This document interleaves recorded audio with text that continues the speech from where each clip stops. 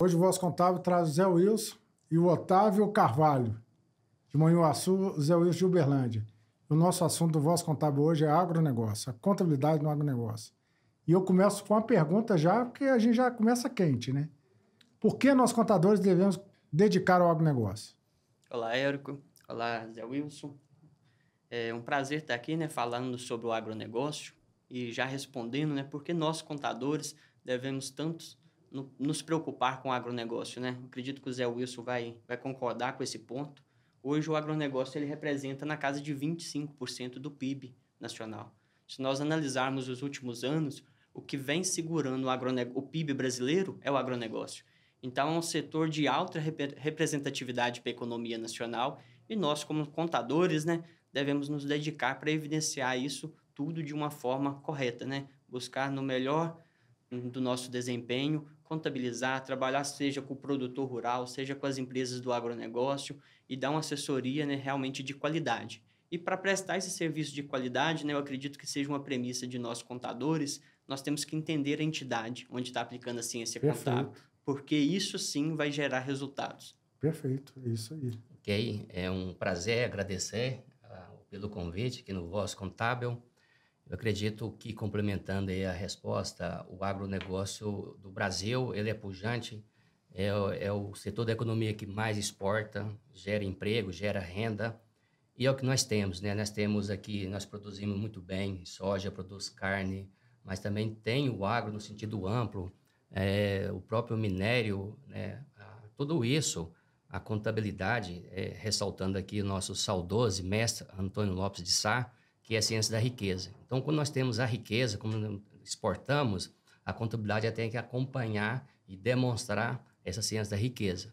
E tem, inclusive, assim, para esquentar aqui, o agronegócio também não é só uma questão do presente, mas é uma questão do futuro, porque nós estamos falando que as pessoas ainda não têm nenhuma invenção que as pessoas vão deixar de comer e beber e vestir. Então, eu visto, eu calço, eu como, em função do agro. Eu queria destacar também que todo profissional da área contábil, ele é importante ele entender um pouco do negócio.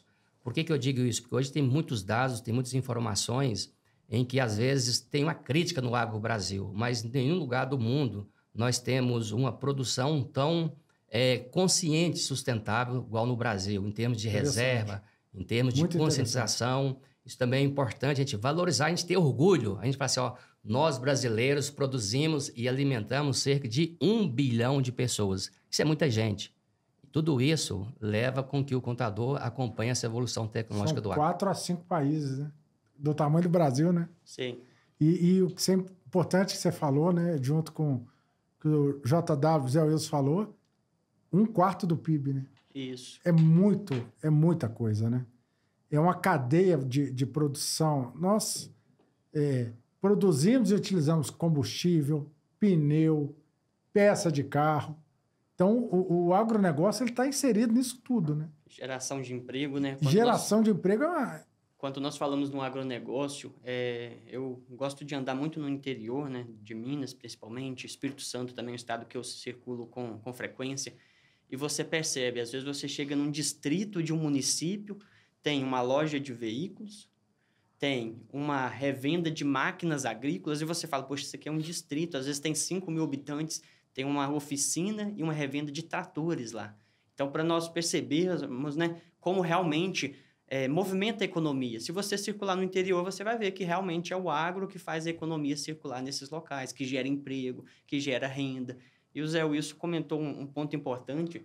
Hoje, o produtor brasileiro, ele se preocupa muito com sustentabilidade, com preservação. E isso, ele está visando o quê? Não só o curto prazo, ele está visando o longo prazo. Então, ele percebe que é uma premissa, né, que nós já temos, né, comprovação que você tem que preservar, e a legislação hoje até obriga, né, o produtor a preservar uma parte da sua propriedade. E nós percebemos que o produtor rural ele tem se conscientizado com relação a isso e pensando justamente nessa longevidade.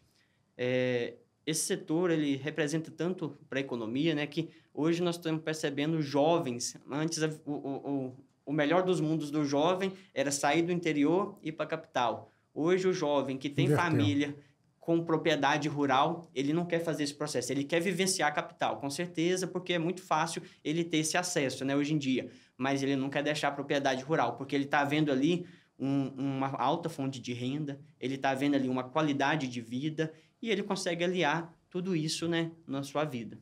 Interessante. E dentro desse assunto, a gente já vamos esquentando mais, né? Tributação. Queria que vocês falassem para mim um pouco da... A tributação é muito simples, é complexa. O Otávio levantar para a gente também quais os documentos contábeis que precisa para o empresário do agronegócio. Existe uma deficiência? Não existe? O planejamento fiscal existe? Não existe? Fala para a gente aí, esses dois. Então, no agronegócio, como a cadeia é extensa, né, é ampla, mas assim, só para direcionar alguns segmentos, então a gente fala, quando fala no agro, você tem a atividade do produtor rural, mas você também tem a parte de distribuição de insumos da cadeia, que vende o adubo, vende a semente, tem sementeiras, você tem um frigorífico, você tem a agroindústria. Então, de uma maneira bem resumida, acho que a gente poderia colocar 2 blocos, né? Assim, um bloco de que funciona a pessoa física, que geralmente é praticamente o único segmento no Brasil que você tem a possibilidade de trabalhar no CPF, né? Então, eu particularmente gosto muito do agro, estou no mercado do agro há 37 anos, nasci na roça, cresci na roça, então isso é prazeroso. Então, já viajei aí praticamente uns 20 estados, né? Então, o que é importante? A gente chegar no Mato Grosso, por exemplo, ou na Bahia, Tocantins, às vezes tem uma cidade lá que tem 30 anos, ela tem 150 mil habitantes. Então, é cidade que 20, 30 anos atrás não existia no mapa. É um crescimento muito rápido. Então, isso por causa do agro. Então, você tem esse produtor que a gente tem que ter esse aspecto tributário, dele ser CPF, então acaba que tem alguns benefícios, mas vamos aprofundar aqui. Você tem um regime de caixa, regime de competência, ele compra o trator, ele pode fazer depreciação 100%. Então, esse é o mundo do agro para a pessoa física. Mas a gente também tem o agro, as empresas comerciais, as agroindústrias, que aí são empresas, às vezes, lucro presumido ou lucro real, que aí também tem que ter um planejamento tributário, tem alguns incentivos fiscais no Brasil, né, como questão do ICMS, questão do PIS e COFINS, nesse segmento, né, hoje tem a alíquota zero, exatamente por questão, não é que é um incentivo do Brasil, é porque a maioria dos países do mundo tem esses benefícios. Por quê? Porque se a tributação do PIS, COFINS e ICMS, consequentemente o arroz, o feijão, o leite, ele tem esse incentivo, consequentemente o produto lá na ponta, no consumidor, ele não tem essa carga tributária. Sim. Então, tem todos esses aspectos, mas eu passo para o colega também fazer a complementação desse aspecto tributário, que não é simples lidar com tudo isso, né? Porque a gente está falando de vários estados, ICMS, você tem alguns estados que às vezes tributa a questão de ICMS, mas a grande parte, PIS, COFINS e ICMS, existe sim esses benefícios, né? Os incentivos. É interessante, Érico, que muitas vezes, né, nós falamos, o setor do agronegócio, ele é famoso no Brasil por ter muito isenção. Mas, na verdade, a isenção não é para o setor, a isenção é para a sociedade, que está recebendo aquele produto, seja o alimento, qualquer derivado ali que vem do agronegócio, esse incentivo, então, tributário que o governo concede ao agronegócio é benefício para a sociedade, não é para o produtor de uma forma individual. Então, é uma cadeia, né? E o Zé Wilson comentou, e é muito interessante nós analisarmos hoje no país, porque grande maioria dos produtores rurais, eles ainda atuam como pessoa física. Fala pra gente isso aí, para eu entender melhor como é que funciona. O produtor rural, pessoa física, ele não tem um CNPJ, ele apenas faz uma inscrição estadual junto ao Estado e passa a ser produtor rural. Hoje, assim, que eu tenho mais contato em estados onde um produtor é incentivado a ter CNPJ é São Paulo e Paraná. É onde eu conheço que mais produtores têm. Os demais, eles prevalecem em exercer atividade como pessoa física. E aí gera várias discussões, porque a propriedade está na pessoa física, a atividade econômica está na pessoa física, então ele é tributado no imposto de renda da pessoa física. E aí tem a série de benefícios. Os empréstimos bancários na pessoa física. Com características de empréstimo rural. Com certeza, onde tem subsídios, né? Sim, mas o produtor rural também, ele pode ter o CNPJ e conseguir crédito rural subsidiado, mesmo no CNPJ. Então, eles têm que conhecer mais. Até em melhores condições, sim, se tiver o CNPJ. Sim. Eles têm que ter esse conhecimento. E também outro ponto que eu tenho trabalhado com muitos clientes é o CNPJ, ele vai viabilizar um planejamento sucessório, ele vai priorizar ali, vai facilitar muito essa transição, às vezes, de pai para filho. Porque no CNPJ você passa a ter uma separação. Ao contrário de ficar dividindo propriedade, você vai dividir cotas de capital social.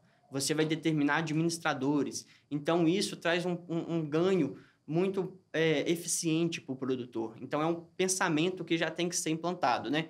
E questões tributárias, se nós formos falar especificamente, né, de tributos, nós ficaremos dias aqui. Porque o Brasil é uma legislação muito complexa, e aí tem a legislação estadual também, né, que é a prerrogativa de cada estado determinar Sim. isso, é muito alinhado por convênios, né? Sim. Então, é muito similar. A tributação que você tem em Minas é próxima do Espírito Santo, que é próxima de São Paulo, porque é uma regra meio que nacional para evitar a guerra fiscal. Mas é assunto para horas e horas, né? Eu queria só fazer uma complementação quando você fala na questão da pessoa física, e aí eu falo para você, contador, que é muito importante o contador ele ter a visão tributária, mas também ter a visão empreendedora do negócio. Porque quando você fala na pessoa física, um dos grandes problemas, talvez, é funcionar o princípio da entidade. Ou seja, como está funcionando no CPF, então é muito comum, às vezes, esse produtor, talvez não um médio, grande produtor, porque acaba ele funcionando na pessoa física,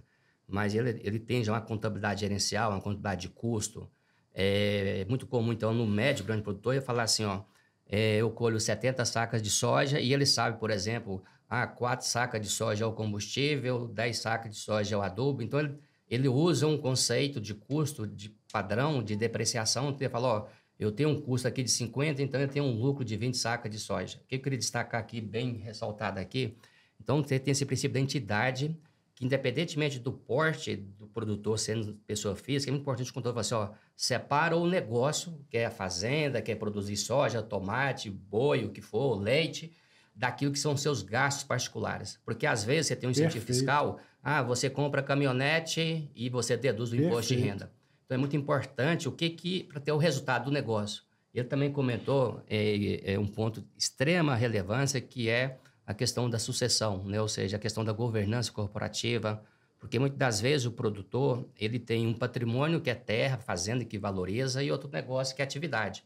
Então, a gente costuma dizer assim, trata o negócio que é a produção e trata um outro negócio que é como se fosse o arrendamento, porque se a gente for pensar assim, se eu não tiver um lucro suficiente para pagar todo o custo e ainda pagar o aluguel desse ativo da fazenda, alguma coisa está errada. E nós já tivemos muitos casos em que, às vezes, o fundador, o filho, às vezes, não conseguia tocar o negócio, então a gente, contador, tem que fazer essa conta. Fala assim, por exemplo, Mato Grosso, Goiás, é 15 a 20 sacas de soja.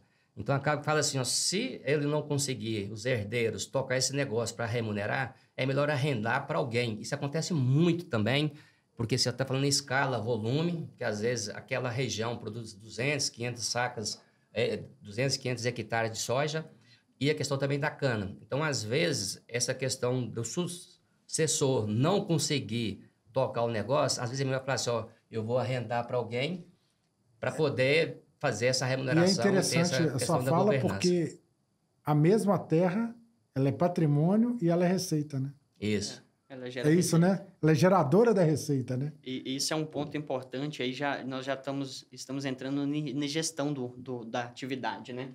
Porque o Zé Wilson comentou, né?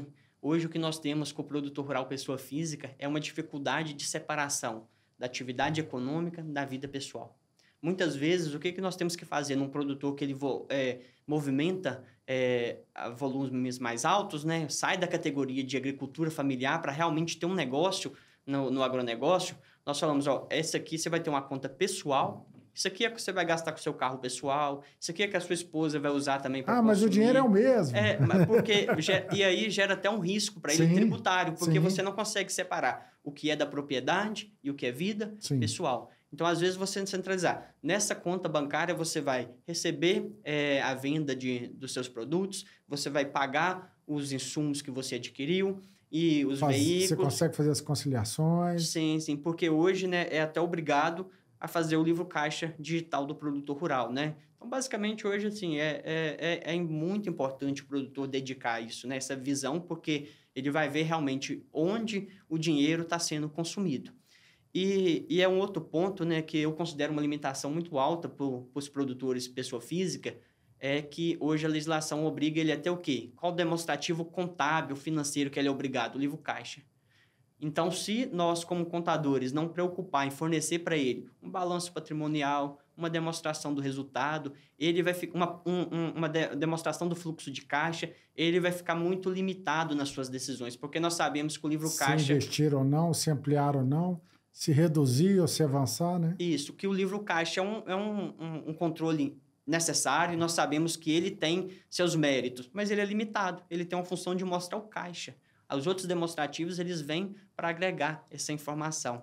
E uma pergunta interessante, quando eu estava na faculdade, eu lembro que fui fazer a matéria de agronegócio, não vou falar que ano que foi isso, que foi em 92, porque senão vocês vão falar que eu estou muito velho na contabilidade, mas eu lembro que, a princípio, eu tinha aquela dificuldade. A vaca ficou prenha. No outro ano, o bezerro nasceu. Como que contabiliza esse bezerro? Sim.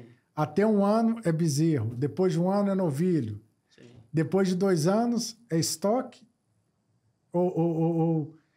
Isso daí assim, ele é reprodutor? É simples, mas ao mesmo tempo é complexo, Exatamente, né? Fala isso aí pra gente. Ele é simples no sentido de entender o ciclo do negócio, mas a partir do momento em que a gente tem que entender qual que é o negócio principal. Então, por exemplo, quando você falou assim... é leite, não é leite? É leite, é corte, qual que é meu negócio? Se for leite e eu pegar esse animal que ele está reproduzindo... Se for leite, nasceu macho, você já tem um problema. Isso, aí, então se ela for uma atividade leiteira e ele produzir a própria genética, então automaticamente essa bezerra vai virar vaca, então ela vai continuar ali o ciclo. Isso. Então... É parecido com alguns outros negócios. Se o destino desse produto for venda, ele vira estoque, né? Mas é onde que eu falo. Uma contabilidade bem feita, você consegue avaliar os ciclos, né? Sim, e aí nós vamos entender, né? Qual que é a função, aquele produtor rural, aquela empresa, ele faz o quê? Cria, recria, ou engorda, ou faz os 3? Sim. Porque ele pode somente trabalhar com a cria e vender o bezerro, ele pode deixar aquele bezerro ali até virar o ponto de ir pro abate. Então, e é onde que a contabilidade tem que entrar mais, na minha visão, mais pesada, né? Sim, com certeza. Que já é um assunto que eu vou perguntar a você, gestão de custos, né? Isso aí é muito importante. Porque são 3 ciclos totalmente importantes, né? Sim. E que você consegue avaliar valores com a gestão de custos mais apurada, né? Em alguns segmentos, assim, é porque a gente... É importante destacar, você vai ter categoria, né? Existe um binômio lá na contabilidade, né? Todo mundo, só para reforçar aqui, né? Que é o custo versus benefício, né? Da informação. Então, se a gente pega um produtor que tem uma receita de 50 mil por mês, então ele vai ter um nível de gestão. Então, quanto maior vai ser nesse produtor, mais ele vai usar tecnologia, mais vai utilizar a gestão. A gente espera, né? Mas isso é na prática, na verdade. É na verdade? Sim. Hoje, por exemplo, na nossa base de clientes, 45% da nossa carteira é água. E desses 45% da nossa carteira... nós temos a maioria deles fatura acima de 50 milhões. Então, a partir do momento que você aumenta o volume de faturamento, que você fala assim, eu vou melhorar a eficiência da gestão em 5% de custo de uma empresa que fatura 500 milhões, 5% de 500 milhões é diferente de 5% de 50 mil. Então, nessa base nossa, a gente está falando com propriedade porque a gente faz isso para os nossos clientes. Ou seja, a partir do momento hoje que você vê lá um confinamento de boi, ele tem um chip... Então, ele já tem um rastreamento, a gente está falando de sustentabilidade. Então, fala isso pra gente aí. Isso. Então, aquele animal, ele tem uma gestão, quanto que ele come por dia e o quanto que ele transforma em peso. Então, quanto maior... Quanto que ele ganha de peso de uma semana para outra. Exatamente. Então, assim, seja soja, seja café, seja boi... Existe aumentou o nível, aí você entra nesse conceito de custo-benefício da informação e da gestão. E muita tecnologia. O trator tem tecnologia... colheitadeira tecnologia, no sentido amplo mesmo, assim, de fazer o adubo ali sob medida. Então, isso é muito eficiente na prática. 1%, 2% de uma ração deve dar uma diferença. Sim, porque enorme, né? hoje nós temos muitos sistemas gerenciais específico do agronegócio que aprofundam em todas essas características, né, do setor. Nós temos aí, por exemplo, igual a questão do chip, avalia esse animal está comendo, mas não está já ganhando peso para compensar o que ele está comendo. Então, talvez já seria a hora do abate, porque já não está fazendo sentido mais. E às vezes, né, isso estamos falando dos animais, né, mas a questão dos custos também é muito importante e interessante nas culturas também, né? Porque nós estamos falando, por exemplo, uma cultura... A mesma analogia, né? Isso, nós temos uma cultura permanente e aquela que vai ser cortada para colher, né? Então, por exemplo, se nós estamos falando da soja, você vai ter a semente, o adubo, a máquina... Vai plantar e vai colher tudo. E vai colher, aquilo foi perdido, entre aspas, né? Que você tem que fazer tudo novamente para colher. Agora, o café não. O café você vai plantar ele, vai ser uma imobilização durante ali 3 anos para ele começar a produzir. Na hora que atingir 7 anos, ele já vai estar uma planta com a produção satisfatória. Na que chega a 12 anos, ela reduz de novo. Então, você tem que fazer esse planejamento para você se organizar com relação a próximas etapas, né? Daqui 7 anos, o que eu vou fazer? Eu vou ter que replantar isso para me estar colhendo novamente, fazer um planejamento. E a questão, né, igual eu havia comentado no início, o setor do agronegócio tem tantas características, né, que diferencia ele de outros, que realmente nós percebemos a necessidade de informação contábil para tomar decisão. Uma indústria, desde que a máquina esteja em condições de operar, você ligou ela está produzindo constantemente. Você tem insumos, tudo necessário. É uma produção constante. Já tá gerando informação contábil, sim. Né? Agora, por exemplo, igual eu comentei aqui, o café, você pode plantar ele, vai depender da condição climática. A soja também. Hoje, no Brasil, está aumentando muito a irrigação, mas ainda é muito limitada. Não tem, porque é um investimento alto. E muitos produtores ainda não deram atenção, eles até têm recurso para fazer, mas eles ainda não deram tanta atenção. Porque com a irrigação você consegue controlar um pouco mais a produção, você não fica totalmente suscetível ao clima. Agora, o café você produz... Você diminui o risco das intempéries. A margem de erro, né? Você vai diminuir a margem de erro. Está muito alto, você está dependendo totalmente do clima. Com a irrigação, você consegue reduzir esse risco, né, que você está assumindo. Uma outra questão que o produtor rural... não dá muita atenção no Brasil, é seguro de produção. Interessante. O índice é muito baixo de produtores que fazem seguro. E quando nós avaliamos o risco, né, faz o seguro do carro, mas não faz da colheita dele. Então, vale... pontos que a gente não consegue entender, né? E o agronegócio, ele tem essas características, porque o café, por exemplo, ele produz um ano, o outro ano, ele recupera para produzir.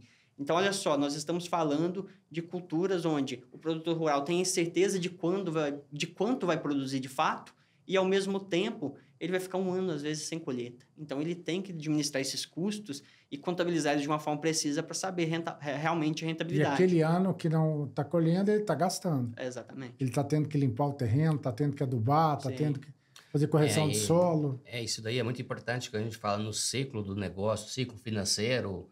Isso muito bem já colocado aqui, né? Mas a gente também coloca que quando você pensa no contador e tira ele de dentro da caixinha, né? Falando para você, contador, que pensa às vezes só na contabilidade tributária, é importante pensar também que o contador, quando ele analisa essas outras especialidades, e é até interessante assim, a gente colocar um desafio para os contadores, porque às vezes as empresas de contabilidade, eu comparo tipo igual um hospital, um médico, especialista ou advogado.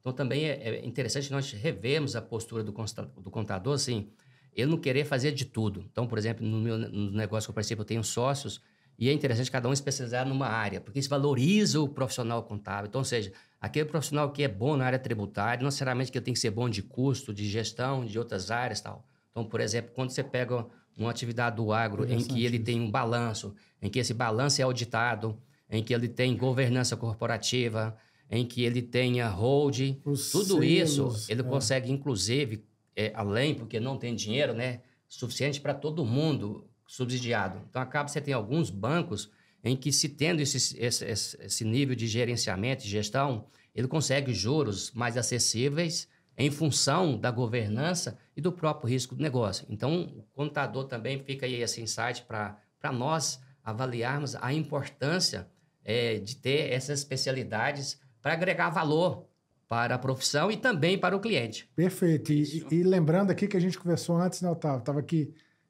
fazendo o esquenta aqui antes, né? E esse gerenciamento de custo pode traduzir em selos de qualidade que traduzem em quê? Rentabilidade. Rentabilidade. Explica para a gente. Eu rolei a bola para você, mas conta para a gente uma saca de café, o que pode acontecer? Hoje O que acontece, né? Isso. Hoje nós temos, e aí nós conseguimos perceber isso no mercado, né? E nós, profissionais, nós temos que estar alinhados ao mercado junto com nossos clientes, né? Trazer para ele valor. Seja ele produtor. Agregar valor, né, JW? Então, quando a gente fala na questão de agregar valor, cada vez mais o mundo está preocupado com sustentabilidade, mas eu queria destacar, assim, o próprio produtor, ele é muito consciente, né?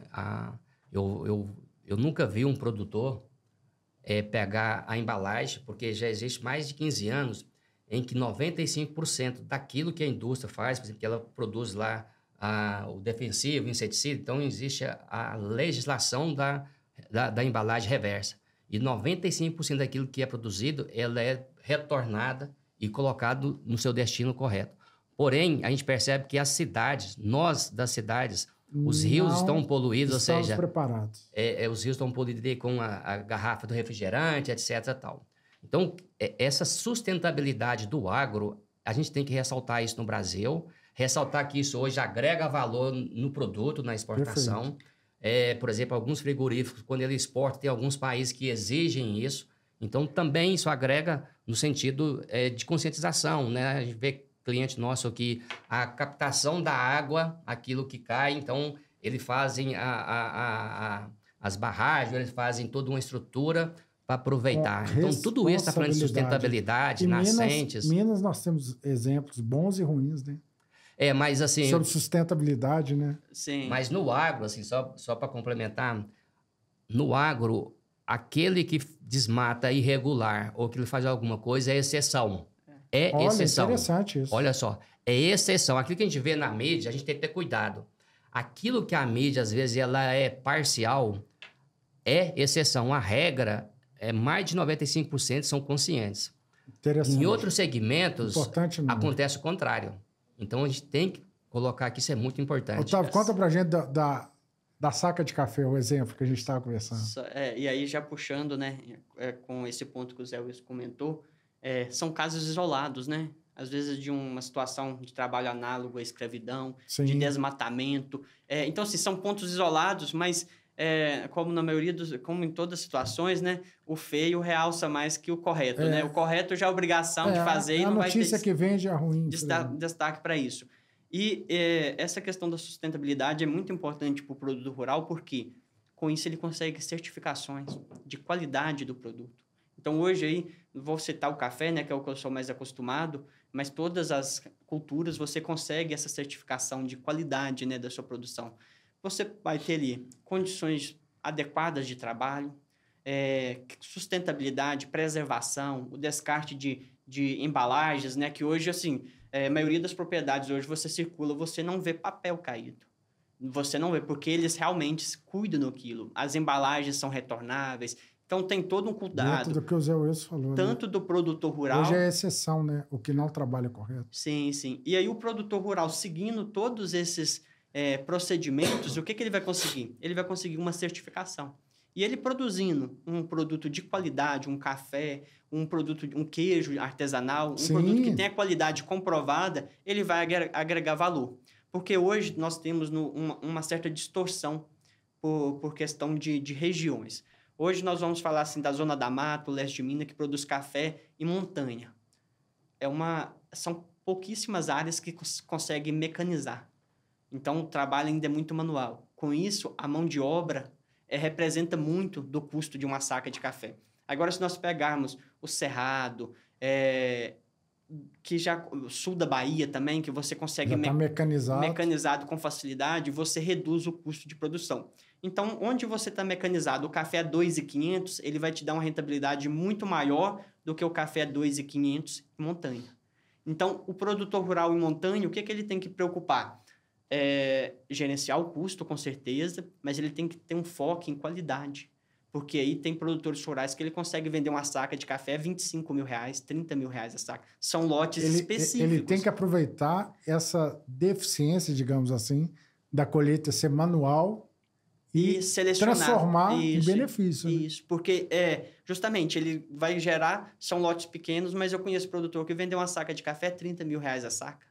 Ele fez um lote de 7 sacas. Então, mensura o quanto de resultado ele conseguiu. Mão de obra foi a mesma, insumo foi o mesmo. Muitas vezes ele aplicou menos fertilizantes e defensivos do que na cultura normal ali, sem a certificação. Então, ele buscando essa certificação, ele vai aumentar a rentabilidade do seu negócio.